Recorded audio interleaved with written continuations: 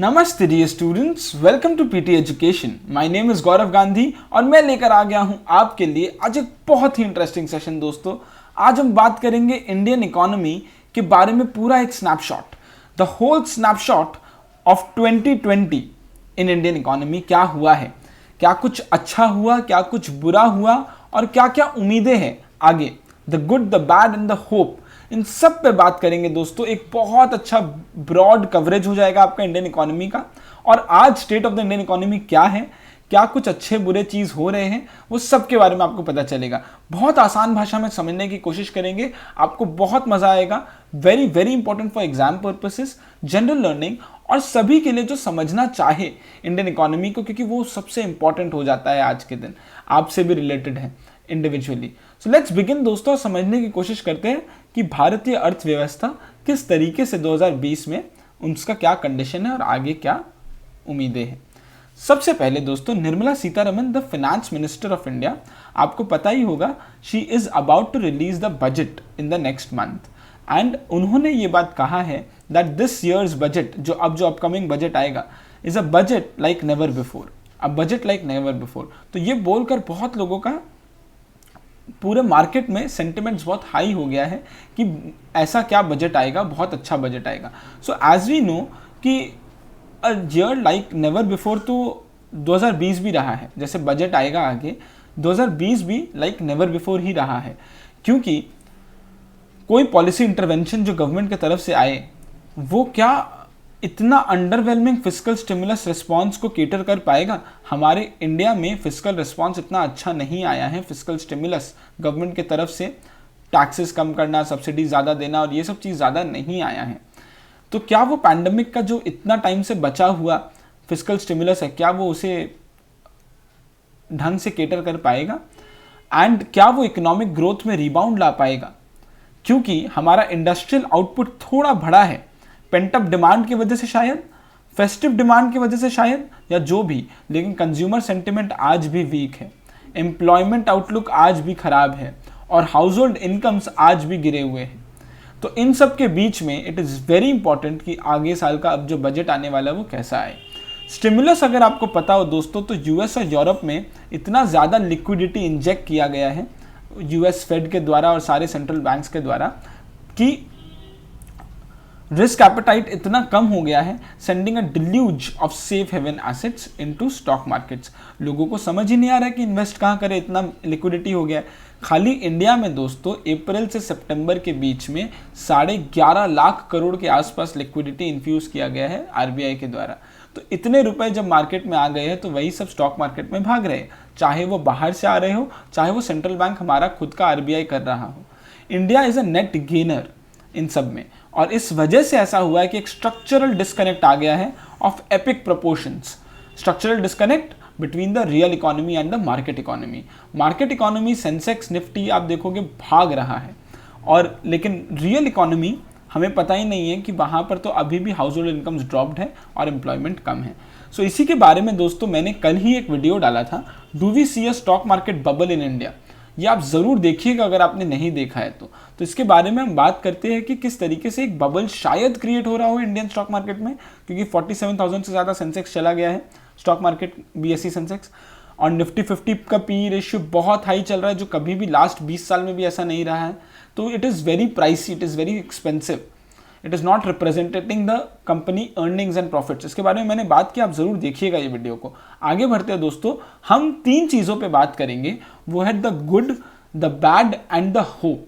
अभी हम the good मतलब टेलविंड्स ऑफ इंडियन इकोनॉमी के बारे में बात करें, क्या क्या अच्छी चीज़ें हुई हैं। सबसे पहले दोस्तों, एनएसओ का जो जीडीपी डेटा आया सेकेंड क्वार्टर का, पहले क्वार्टर में -23.9% हम गिरे, लेकिन सेकेंड क्वार्टर में -7.5%, मतलब कि हमारा डाउनटर्न थोड़ा कम हुआ, थोड़ा शैलो कम हुए हैं, हमारा इकोनॉमी गड्ढे में कम गिरा, एंड इसका मतलब इकोनॉमिक मोमेंटम आ रहा है।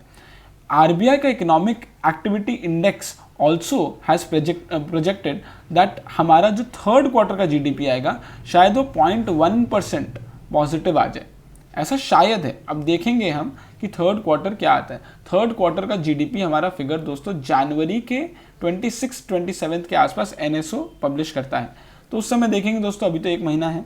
A sectoral split shows that auto and capital goods health care, IT, FMCG and digital technologies, ये सब ब्राइट स्पॉट्स हैं। ये सारे कंपनीज बहुत ज़्यादा अच्छा परफॉर्म करेंगे। ऑटो एंड कैपिटल गुड्स अब धीरे धीरे टर्न अराउंड शो कर रहे हैं, तो ये सब अच्छी बातें हैं। Despite the challenges from a new wave of infections, जो कि यूके में आया है अभी नया म्यूटेंट, और 6 केसेस इंडिया में भी आ गया दोस्तों, बहुत खतरनाक है, हमने सब बंद कर दिया है। लेकिन US प्रेसिडेंशियल इलेक्शंस, वैक्सीन के पॉजिटिव न्यूज़ और ब्रेग्जिट को लेकर हमारा इकोनॉमी या हमारे मार्केट्स अच्छा रिएक्ट कर रहे हैं। तो ये 3 चीज़ हुआ दोस्तों। और 2 चीज़, इक्विटी मार्केट्स को अगर आप देखोगे दोस्तों तो वो अपने प्रीवियस हाई को ब्रेक करके नया नया हाई बना रहा है। इक्विटी मार्केट्स के बारे में भी दोस्तों मैंने कल के वीडियो में बहुत अच्छे से एक्सप्लेन किया था कि किस तरीके से हम 41,000 के आसपास पहुंच गए थे एक बार, एंड 41,000 के आसपास सेंसेक्स प्री पैंडेमिक पहुंचकर हम नीचे गिरे, और नीचे गिरकर हम 23,900 पे आए, और फिर हम ऊपर उठ के 47 पे चले गए। यह हमारा सेंसेक्स का ग्राफ रहा है दोस्तों। तो नेट नेट हम 13% राइज मारे हैं इस बार। 13% rise of Sensex is one of the best, and 12% of Nifty 50 is one of the best. Indian market have been the biggest beneficiary, और ज़्यादा मार्केट्स के इंडेसेस कोई भी इतने ज़्यादा अच्छे नहीं परफॉर्म किए हैं, जापान को छोड़कर, कुछ अलग को छोड़कर। एंड इक्विटी मार्केट्स में बहुत पैसे आ रहे हैं, $76.5 billion in November only. Emerging markets के में से हमारे इंडिया में इतने आए हैं, जिसमें 39.8 is equity and 36.7 is debt. And this is how this has been the strongest quarter for emerging market economies. Q4 2020 is projected to be the strongest quarter since Q1 of 2013। तो ये दोस्तों इस वजह से बहुत ज़्यादा लिक्विडिटी इन्फ्यूज भी हुआ है मार्केट में, और मार्केट बूम कर रहा है। Most of all India is bending the Covid curve also, and this is also a very good news कि 95% हमारा रिकवरी रेट आ चुका है, और डाउनवर्ड आ रहा है, 20,000 के आसपास केसेस आ रहे हैं पर डे। तो और कुछ वैक्सीन्स भी आ गए हैं जो अभी ड्राई रन पे हैं, लेकिन अर्ली जनवरी तक रिलीज भी हो जाएंगे। So these are some good points that we need to understand कि ये सब चीज़ हमारे लिए अच्छा हो रहा है। अब कुछ बैड देखते हैं, रेड फ्लैग्स देखते हैं क्या क्या है। कुछ रेड फ्लैग्स में दोस्तों सबसे पहले तो ये है कि डिमांड कंडीशन अभी भी वीक है, एंड एक्सपोर्ट और इंपोर्ट दोनों डिक्लाइन किया हुआ है, which reflects the state of external and domestic demand. RBI का कंज्यूमर कॉन्फिडेंस सर्वे के हिसाब से भी अगर देखें दोस्तों, तो consumer sentiment was higher that month than in July and September 2020. Confidence was lower in November compared to same period a year ago. तो confidence अभी कम चल रहा है। सेकेंड दोस्तों, एक looming policy weakness दिख रहा है डिमांड और सप्लाई साइड दोनों में। मैं आपको समझाता हूँ। On GDP link demand side, latest data shows that 22% contraction in the government final consumption expenditure है। गवर्नमेंट का फाइनल एक्सपेंडिचर में 22% का कॉन्ट्रैक्शन है, तो ये खराब बात है। और वाइल ऑन GVA साइड अगर आप देखोगे, मतलब कि आउटपुट साइड अगर आप देखोगे, तो पब्लिक एडमिनिस्ट्रेशन, डिफेंस और अदर सर्विसेज सेक्टर में कितना गवर्नमेंट स्पेंडिंग हो रहा है, तो वो भी 12% कम है in the second quarter, after a 10% dip in the first quarter. The trend points that central and state governments अपना फिजिकल स्पेंडिंग बूस्ट नहीं कर रहे, जो यूरोपियन या फिर US के इकोनॉमीज कर रहे हैं। सारे इकोनॉमीज बाहर के कर रहे हैं, इंडिया नहीं कर रहा है। इंडिया का growth has been moderating since the beginning of Q4 2018-19। दोस्तों ये बात तो हमें पहले एक्सेप्ट करना होगा कि इंडिया का ग्रोथ रेट कम कोरोना आने के बाद नहीं हुआ है, but we were in a structural slowdown since the last 8 quarters of GDP। हमारा GDP इस तरीके से नीचे ही जा रहा था, एंड देन पैंडेमिक हिट, और वो तो लेके नीचे आकर गड्ढे पे डाल दिया। The heavy lifting, the government's reluctance, inability to do heavy lifting is a concern, both in terms of sentiment booster and a trigger also। अगर आप ध्यान से देखोगे दोस्तों, 2020-21 में सेंटर का ग्रॉस टैक्स रिसीट 10% से घटने वाला है। पिछले बार 3.5% से घटा था, इस बार 10% से घटेगा, मतलब कमाई कम है। नॉन टैक्स रेवेन्यूज बहुत कम है। स्टेट्स का एक्सपेंडिचर ऑन हेल्थ बढ़ रहा है, सेंटर से GST पे आउट ही नहीं मिल रहा है, तो आप केपेक्स साइकिल बढ़ेगा ऐसा आप सोचिए ही मत। कैपिटल एक्सपेंडिचर ज़्यादा नहीं होने वाला। If demand conditions can not be rekindled, private sector is not expected to restart investments.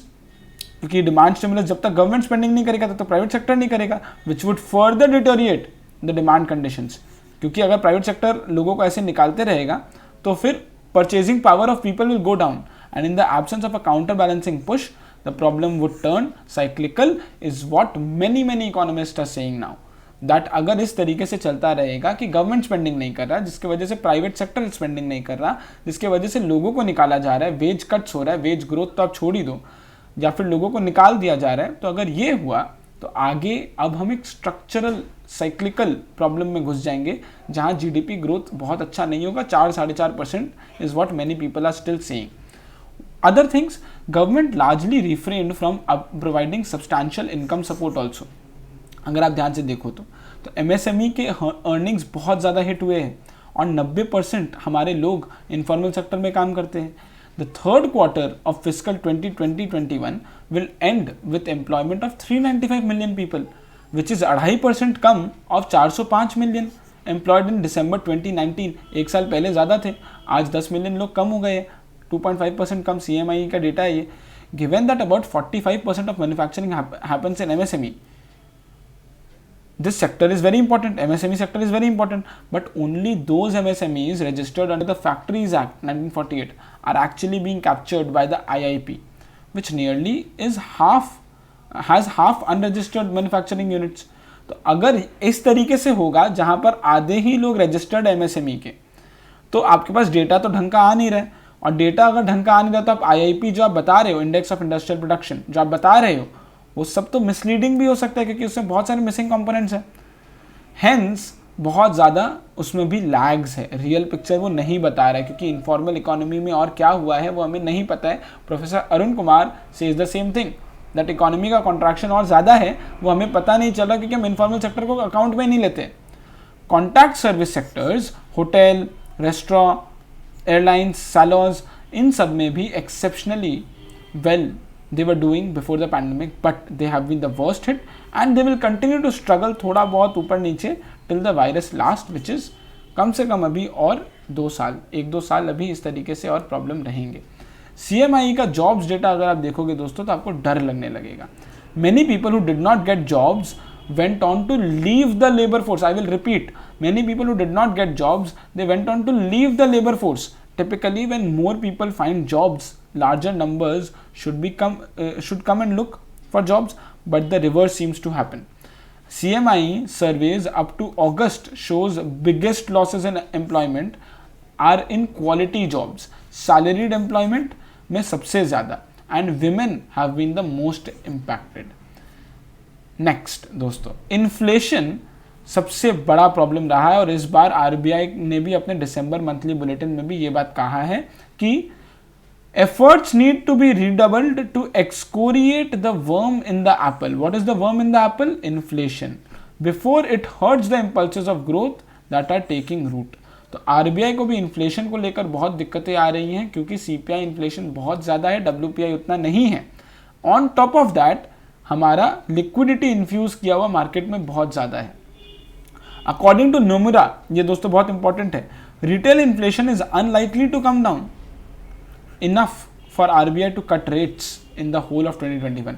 दोस्तों आज रेपो रेट सबसे कम है, रेपो रेट्स इतने कम हैं, रिवर्स रेपो रेट इतने कम हैं, सेविंग्स अकाउंट में आप देख लीजिए आपको कितने पैसे मिल रहे हैं। आप अगर एक FD लगा कर देखिए 3 महीना 6 महीना का, आपको समझ में आएगा 4% भी नहीं मिलने वाला FD में आपको। तो इस समय अब 2021 पूरा शायद रेट्स कट और नहीं होंगे, come down enough for RBI to cut rates.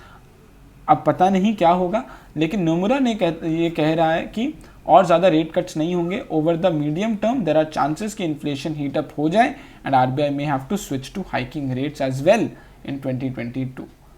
तो अभी के लिए लेकिन ये बैड है। अब होप क्या है दोस्तों हमारे लिए, what is the way for looking ahead? हम यही जानते हैं, होप यही है दैट नॉर्थ ब्लॉक शायद इंफ्रास्ट्रक्चर पुश के लिए रेडी है। उन्होंने ये बात कहा भी है निर्मला सीतारमन ने कि मेडिसिन, बायोटेक और फार्मास्यूटिकल्स में investment and research and development is the need of the hour. तो जो PLIS स्कीम आया है, हमारा production linked incentive scheme for pushing self reliance, manufacturing हमारा पुश करना, वो बहुत अच्छा है। लेकिन इंडस्ट्री देख रहा है विस्ट्रॉ के आईफोन मैन्युफैक्चरिंग फैसिलिटी के साथ क्या हुआ है, और टोयोटा का कर्लोस्कर मोटर प्लांट के साथ आज के दिन जो प्रॉब्लम है, लेबर अनरेस्ट चल रहा है।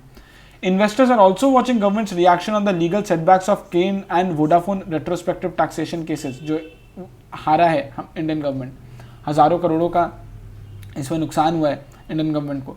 India has chosen to challenge the Vodafone verdict and a challenge is expected in Cairn case also. There are worries about the financial sector also. Financial sector के साथ तो मेजर प्रॉब्लम यही है दोस्तों कि एनपीए की प्रॉब्लम बहुत है, double whammy for the sector, क्योंकि आपने पहले तो मोरेटोरियम दे दिया, तो उसके वजह से क्या हो रहा है कि लोन्स तो टर्निंग बैड हो ही रहे थे, लेकिन उससे ज़्यादा अब जो एनपीए हो रहे हैं वो हमें पता भी नहीं चल रहा अभी, क्योंकि हमने मोरेटोरियम दे दिया, नहीं तो 3 महीने के अंदर पता चल जाता है। But the lender is not getting the interest in cases where firms have folded up. When EMIs stop, banks interest income is hit, जिसके वजह से interest margin comes down and the profitability is squeezed, जिसके वजह से एक massive recapitalisation करना ज़रूरी होगा, जो आज के दिन इकोनॉमी के लिए बहुत खराब है। अकॉर्डिंग टू आईएमएफ 10.3% के आसपास का इकोनॉमी इस बार हमारा कॉन्ट्रैक्ट करेगा, 8.8% एक्सपैंड करेगा, बढ़ेगा next year. But the whole point is, ये बहुत इंटरेस्टिंग है दोस्तों, real GDP is expected to rebound, it may take almost 2 years for us to get back to the pre pandemic level. आप समझ रहे हो दोस्तों, हम 203 लाख करोड़ पे थे लास्ट ईयर, अब 2 साल बाद हम 203 लाख करोड़ पे पहुंचेंगे, क्योंकि 203 लाख करोड़ पे थे, उसके बाद we will come down to 170-180 lakh crore rupees GDP, उससे हम धीरे धीरे बढ़कर 2 साल बाद 203 लाख करोड़ पे पहुंचेंगे। तो हमारा ये 2 साल रीसेट हो गया दोस्तों, and this is what head of emerging markets at JP Morgan Jahangir Aziz also says also. And उन्होंने ये भी कहा the economy could be 10% lower than the pre pandemic growth path, so that is very dangerous. And also दोस्तों, lastly there is a more fundamental issue relating to all of these things. If India had run up a large fiscal deficit now, देखिए आज India इतना physical deficit नहीं कर रहा और इतना physical spending नहीं कर रहा, रेटिंग एजेंसी के डर से, मूडीज, S&P और फिच, इनके डर से आज इंडिया नहीं कर रहा। लेकिन Pranab Sen, a very very celebrated chief statistician of India also, former chief statistician of India, उनके हिसाब से भी वो ये कहते हैं कि आज जब सारे इकोनॉमीज फिजिकल स्पेंडिंग बढ़ा रहे हैं, तब तो इंडिया को भी और डेफिसिट बढ़ाकर आज बढ़ाना चाहिए, तो रेटिंग एजेंसी उसको ओवरलुक कर दे। लेकिन अगर नेक्स्ट ईयर इंडिया को ये करना पड़ा, तो वो लीग के बाहर जाकर ये काम करेंगे और वो रेटिंग एजेंसी के रेटिंग्स में आ जाएगा, डाउनग्रेड कर दिया जाएगा, तो इंडिया एक आउटलायर बन जाएगा। तो आज करना चाहिए जब वो नहीं कर रहे। तो ये दोस्तों था होप। ये मैं दोस्तों आपके लिए एक सपोर्टिंग मटेरियल लेकर आ गया हूँ। NPA set to see a sharp jump this year is what experts are saying. 11, 12, 13% का एनपीए हमारा हो जाएगा, जो कि 7-7.5% पे था, 8% पे था सितंबर 2020 तक। तो अब पता नहीं 8%, अब आगे ये बढ़कर इस ईयर के एंडिंग तक, फिस्कल ईयर के एंडिंग तक क्या होगा। ये दोस्तों बड़ा इंटरेस्टिंग है, कितना हमारा इंडियन बैंकिंग सेक्टर का साइज़ है, कितना एनपीए आज तक था जून 2019 तक, और सिर्फ 1 साल में कितना एनपीए और बना है, कितने फ्रॉड्स और हुए। इससे समझ में आता दोस्तों, we were talking about the financial sector scam, the problem, double whammy for the sector, वो यही है।